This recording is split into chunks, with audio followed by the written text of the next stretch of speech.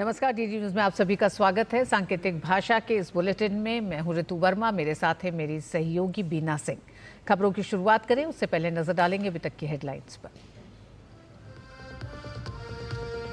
जम्मू कश्मीर के सोनमर्ग में पीएम मोदी ने 2700 करोड़ रुपए की लागत से बनी सोनमर्ग टनल का किया उद्घाटन। कहा, स्थानीय लोगों का जीवन होगा आसान, विकास में बदल रहा है जम्मू कश्मीर का अतीत।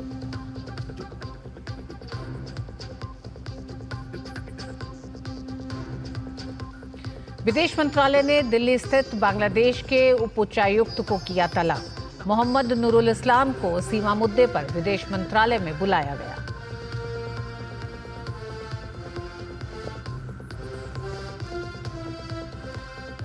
आप नेता और दिल्ली के पूर्व मंत्री सत्येंद्र जैन की बढ़ी मुश्किलें।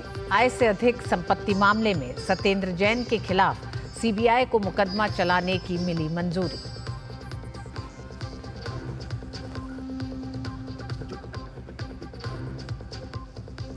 संगम नगरी में लग रही आस्था की डुबकी। अब तक 1 करोड़ से अधिक श्रद्धालुओं ने लगाई डुबकी।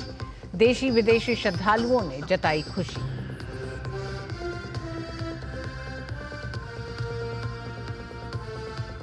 और आज पूरे देश भर में मनाया जा रहा है लोहड़ी का पर्व। राष्ट्रपति, प्रधानमंत्री ने लोहड़ी, मकर संक्रांति, पोंगल और माघ बिहू के अवसर पर देशवासियों को दी शुभकामनाएं।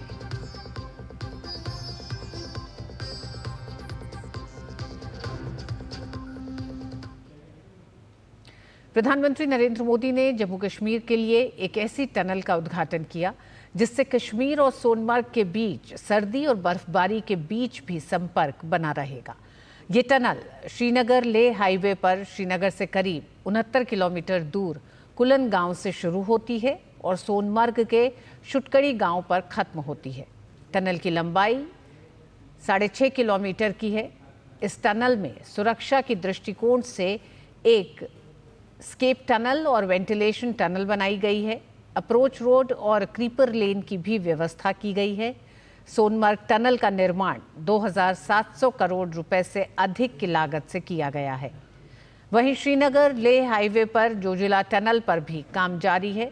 जोजिला के बन जाने के बाद सोनमर्ग और द्रास के बीच कनेक्टिविटी सुगम हो जाएगी। साथ श्रीनगर और करगिल के बीच साल भर संपर्क बना रहेगा। जोजिला टनल का काम साल 2028 तक पूरा होने की उम्मीद है।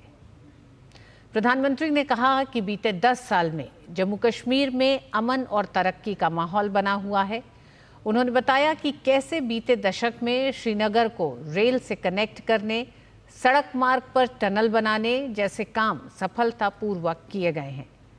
प्रधानमंत्री ने कहा कि कनेक्टिविटी बढ़ने से जम्मू कश्मीर में नए अवसर, रोजगार, शिक्षा और पर्यटन को बढ़ावा मिला है। आज मुझे सोनमर्ग टनल देश को, आपको सौंपने का मौका मिला है। यानी जम्मू कश्मीर की, लद्दाख की एक और बहुत पुरानी डिमांड आज पूरी हुई है। और आप पक्का मानिए, ये मोदी है, वादा करता है तो निभाता है। और मेरा तो हमेशा मंत्र रहता है, जिसका प्रारंभ हम करेंगे उसका उद्घाटन भी हम ही करेंगे। होती है, चलती है, कब होगा कौन जाने, वो जमाना चला गया।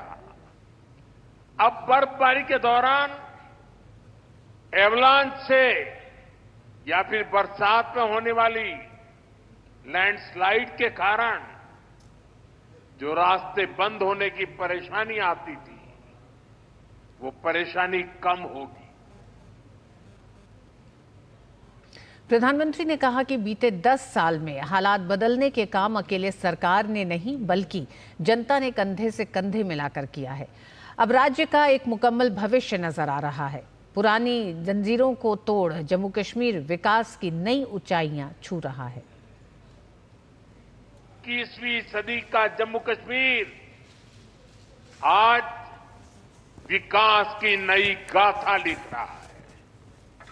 पहले के मुश्किल दिनों को पीछे छोड़कर हमारा कश्मीर अब फिर से धरती का स्वर्ग होने की पहचान वापस पा रहा है।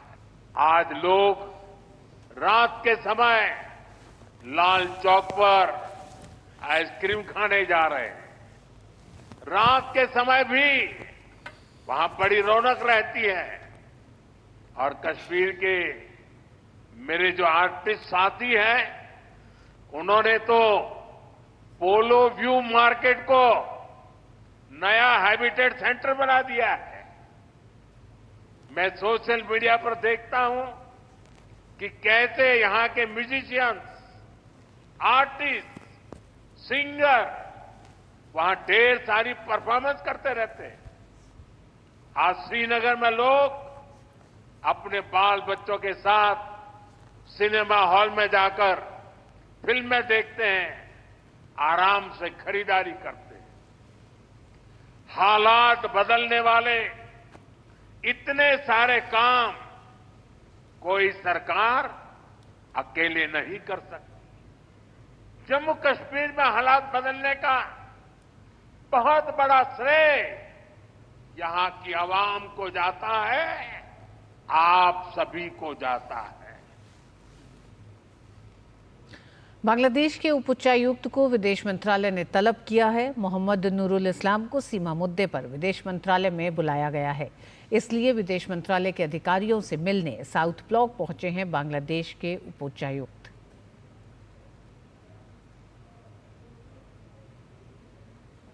दिल्ली विधानसभा चुनाव से पहले आप नेता और दिल्ली के पूर्व मंत्री सत्येंद्र जैन की मुश्किलें बढ़ गई हैं। आय से अधिक संपत्ति मामले में सत्येंद्र जैन के खिलाफ मुकदमा चलाने की मंजूरी सीबीआई को मिल गई है। एजेंसी ने 4 जनवरी को इस मामले में एक पूरक आरोप पत्र भी दायर किया है। राउज एवेन्यू कोर्ट ने मामले को विचार के लिए सूचीबद्ध किया है। सत्येंद्र जैन इस मामले में नियमित जमानत पर हैं। उन्हें मई 2022 में ईडी ने गिरफ्तार किया था। दिल्ली में झुग्गी पर सियासत गर्मा गई है। आम आदमी पार्टी के संयोजक अरविंद केजरीवाल ने दिल्ली की शकूर बस्ती को लेकर दिल्ली एलजी पर कुछ आरोप लगाए तो उपराज्यपाल का भी जवाब आ गया। एलजीबी के सक्सेना ने केजरीवाल को चेतावनी दे दी है कि अगर वो झूठ बोलना बंद नहीं करेंगे तो डीडीए उनके खिलाफ कार्रवाई करेगा। केजरीवाल का कहना है कि एलजी ने इस जमीन का लैंड यूज बदला है, जबकि उपराज्यपाल का कहना है कि डीडीए ने न तो इस बस्ती का लैंड यूज बदला है और न ही डीडीए ने कोई बेदखली या तोड़फोड़ का नोटिस दिया है। केजरीवाल जानबूझकर झूठ बोल रहे हैं और लोगों को गुमराह कर रहे हैं। 27 दिसंबर को डीडीए की बैठक में केजरीवाल जी के 2 विधायक मौजूद थे। मेरी उनको सलाह है कि वो तत्काल प्रभाव से इस विषय पर झूठ बोलना बंद करें, वरना डीडीए उनके खिलाफ कार्रवाई करेगा। कैग रिपोर्ट्स को विधानसभा की झुग्गियों के नजदीक गए। वहां उन्होंने शकूर बस्ती की झुग्गियों के विषय में जो बयान दिया वो सरासर झूठ है।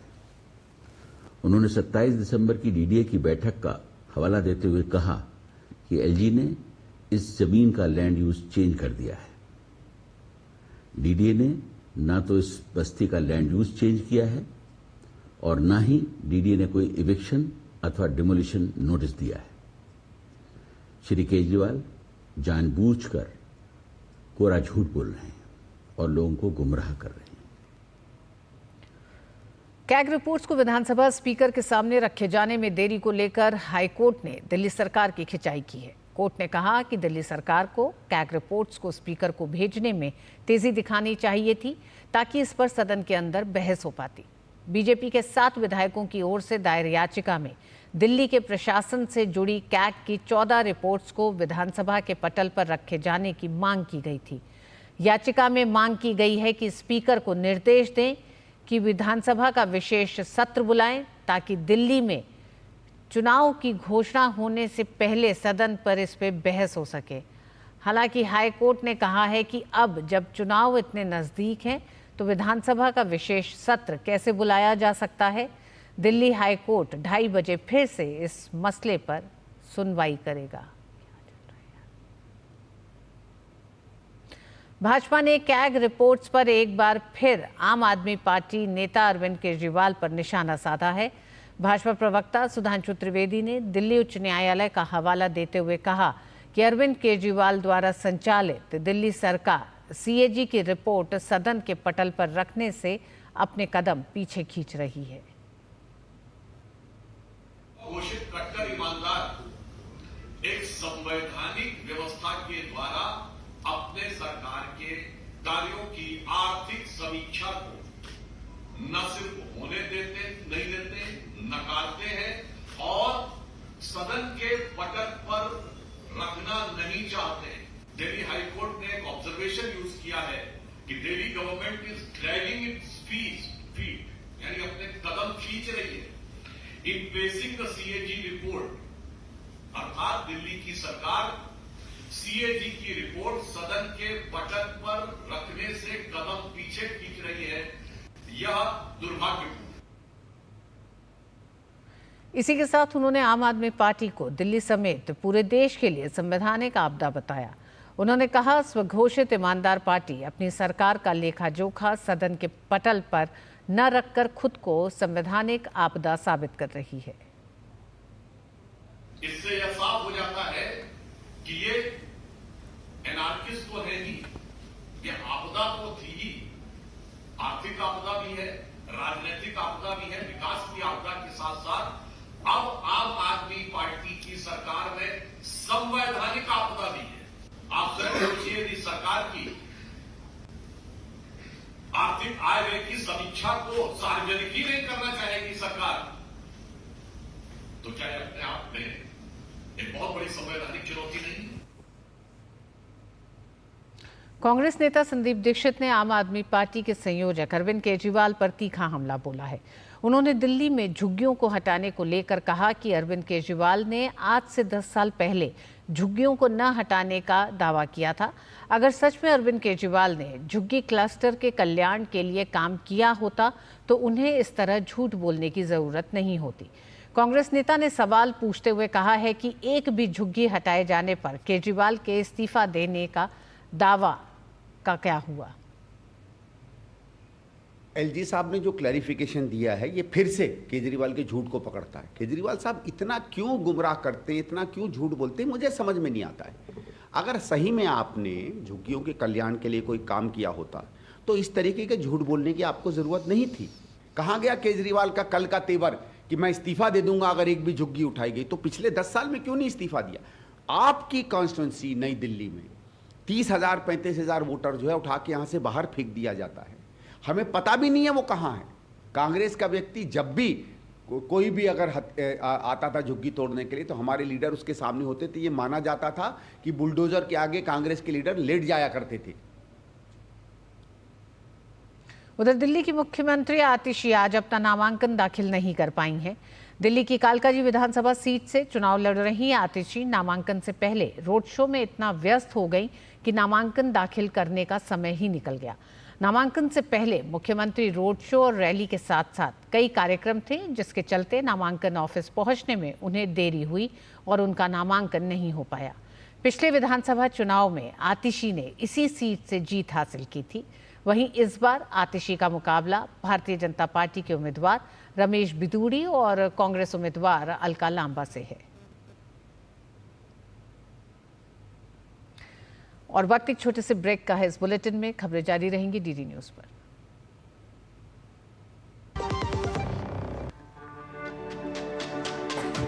मेरी पसंद, मेरी पसंद, मेरी पसंद, मेरी पसंद, हमारी पसंद, हम सबकी पसंद। मजबूत देश का मजबूत सरिया हो गया स्टील। गुजरात के गांधीनगर में राष्ट्रीय रक्षा विश्वविद्यालय का चौथा दीक्षांत समारोह मना। गांधीनगर के लावण दहगाम स्थित विश्वविद्यालय परिसर में आयोजित दीक्षांत समारोह में 447 छात्रों के अलावा नौसेना के 11 अधिकारियों को प्रमाण पत्र प्रदान किए गए। केंद्रीय वित्त व कॉरपोरेट मामलों की मंत्री निर्मला सीतारमण ने विश्वविद्यालय के छात्रों को डिग्री प्रदान की। अपने दीक्षांत भाषण में केंद्रीय मंत्री निर्मला सीतारमण ने राष्ट्रीय रक्षा विश्वविद्यालय के छात्रों को देश के विकास में योगदान देने की अपील की। इस मौके पर गुजरात के वित्त, ऊर्जा और पेट्रोकेमिकल मंत्री कनुभाई मोहनलाल देसाई समेत अन्य लोग उपस्थित रहे। केंद्रीय मंत्री किरण रिजिजू ने सऊदी अरब के हज और उम्रा मंत्री तौफीक बिन फवजान अल रबिया के साथ हज समझौते 2025 पर हस्ताक्षर किए।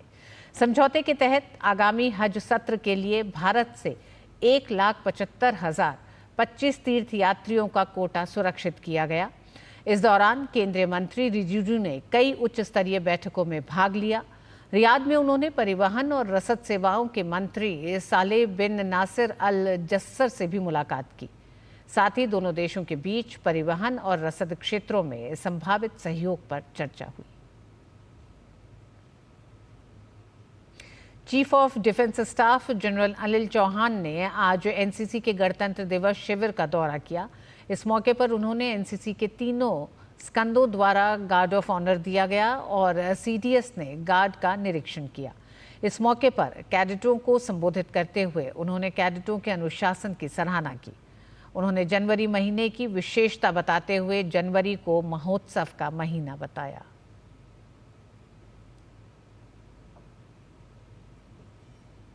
January, if you see, is a month of festivals, national festivals.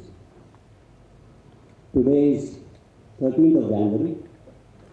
I am addressing the youth of the country, the future of the country. Tomorrow is 14th, it's the Veterans Day. Tomorrow we'll pay homage to all those who are not amongst us. And we thank the soldiers for whatever they have done in the country. NCC के गणतंत्र दिवस शिविर में cadet रोजाना रंगारंग सांस्कृतिक कार्यक्रम पेश कर रहे हैं। कर्नाटक और गोवा निदेशालय के कैडेटों ने भी शिविर में अद्भुत प्रस्तुति दी। इतना ही नहीं, इस कार्यक्रम के लिए कैडेटों ने नॉनवेज भी त्याग दिया। कैसा रहा इन कैडेटों का अनुभव, इस पर खास बातचीत की हमारे संवाददाता गिरीश निशाना ने।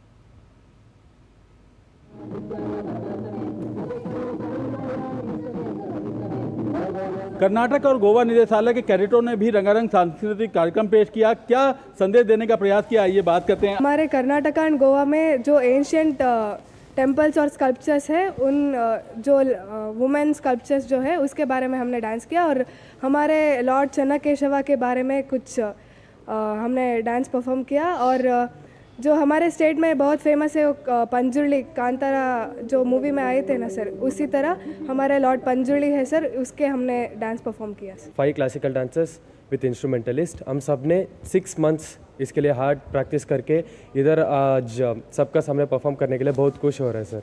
चन्नाकेश्वर टेम्पल के बारे में हम एक्सप्लेन कर रहे हैं। उस मंदिर के अंदर एक गॉड है sir. We are feeling very proud sir. ये ऐसे ही हमने नहीं किया, इसके लिए बहुत हमें सैक्रिफाइसेस करने पड़े। हम सब लोगों ने, इंस्ट्रूमेंटलिस्ट, सिंगर्स, डांसर्स, ये जो भी कॉस्ट्यूम पहने, सब लोगों ने 3 महीने से नॉनवेज नहीं खाया है।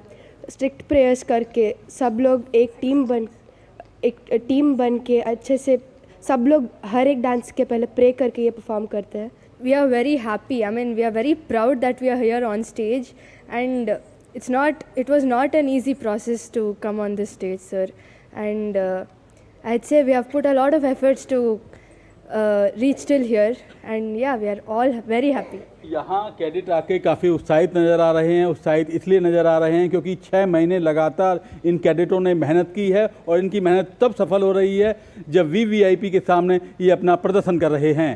कैमरामैन विनय तिवारी के साथ गिरीश निशाना, डीडी न्यूज, दिल्ली।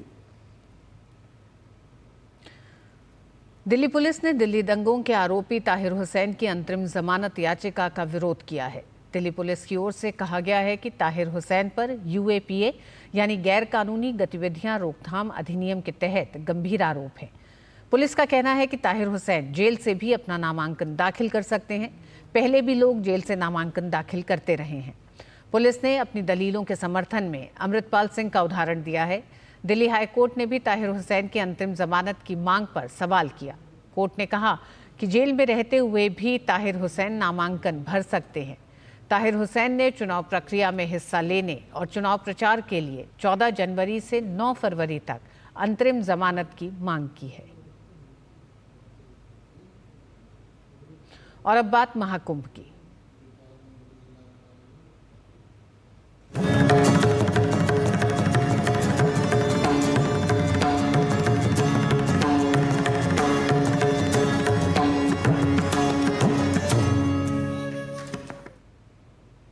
प्रयागराज में महाकुंभ स्नान के प्रथम दिन दोपहर तक 1 करोड़ से ज्यादा श्रद्धालुओं ने गंगा में पवित्र स्नान कर लिया है।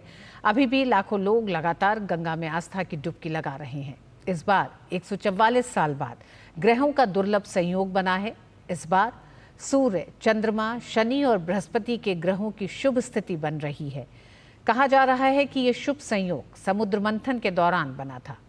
त्रिवेणी के संगम में सुबह से देश विदेश से आए श्रद्धालुओं ने आस्था की डुबकी लगाई। इसके साथ ही 1 महीने के कल्पवास की शुरुआत भी आज से हो गई। एक तरफ जहां लाखों श्रद्धालु पवित्र संगम में डुबकी लगाएंगे, तो वहीं बड़ी संख्या में लोग संगम किनारे कल्पवास की प्राचीन परंपरा का भी पालन कर रहे हैं।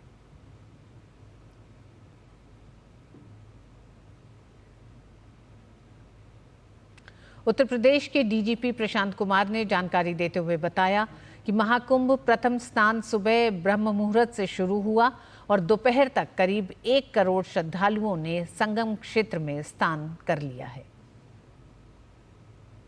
महाकुंभ 2025 का जो प्रथम अमृत स्नान है वो आज सुबह ब्रह्म मुहूर्त से शुरू हुआ है और अभी तक लगभग 1 करोड़ श्रद्धालुओं ने संगम क्षेत्र में स्नान किया है। जो हमारी सुरक्षा व्यवस्था जिस तरह से हम लोगों ने प्लानिंग की थी कि हमारे जो 7 मेन रोड्स हैं जो कि प्रयागराज की तरफ आते हैं, जहां से मैक्सिमम रोड ट्रैफिक आती है, तथा 9 हमारे रेलवे स्टेशंस हैं। इसके अतिरिक्त कुछ हमारे एयर मोड से भी लोग आ रहे हैं। तो सभी चीज़ों की व्यवस्था की गई। जो हमने 5 लाख गाड़ियां लगाने की व्यवस्था की, वो लगभग आज 60% वो भर गई थी। देश भर से लोग महाकुंभ के महासंगम में आस्था की डुबकी लगाने पहुंच रहे हैं। साथ ही प्रयागराज में सनातन संस्कृति और आध्यात्मिकता के प्रति खासा उत्साह भी देखने को मिला। वहीं संगम स्नान करने आए लोगों से बात की हमारे संवाददाता अजय मिश्र ने।